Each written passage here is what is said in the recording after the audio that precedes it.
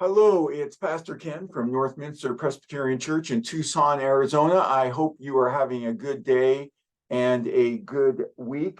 Last week or a couple weeks ago, I believe we started looking at the book of Galatians. I had gone to a conference, 2-day conference, and just found it very stimulating. Just reading through the book, trying to understand what Paul is saying. Trying to explain the cross, focusing on the cross, focusing on Christ and what he has come to do. And so I wanted to share a few thoughts with you.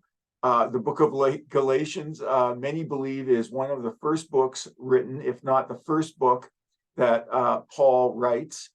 And he tackles, one of the main issues he tackles is the idea of law versus grace.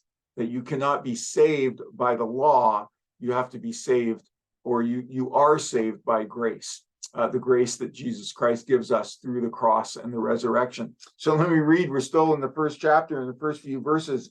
It says, who gave himself for our sins to rescue us from the present evil age. That's an interesting term that Paul uses, from the present evil age.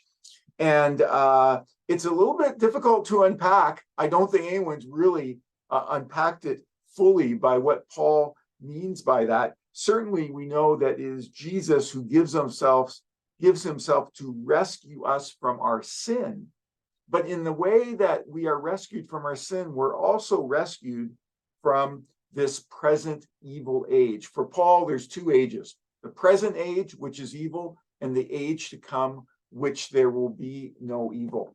One of the ways I like to think about this, this is just a container. You can see it's full of pretzels. So if you can just imagine that this is the evil age. I'm not saying pretzels are evil. For those of you that really enjoy pretzels, they are not evil.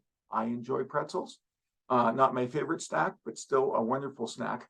Anyway, this is kind of the evil age. And then when Jesus comes, he kind of lifts the top off of it and enters into that evil age. Therefore, we're not all by ourselves. And he enters it with the power of the cross and the resurrection and the ascension into that evil age. And that doesn't mean that there's still not evil around. But I think what Paul is getting at here is that we're no longer alone. We're no longer all by ourselves. That the risen Christ, the ruler and king of the universe, is there with us, and that we can understand and we can navigate that present evil age much better when we are in relationship with him and he is in relationship with us. And yes, there's still many evil things that go on, but in another sense, in an eternal sense, he is going to rescue us from that evil age, and therefore we do not fear because Jesus is with us.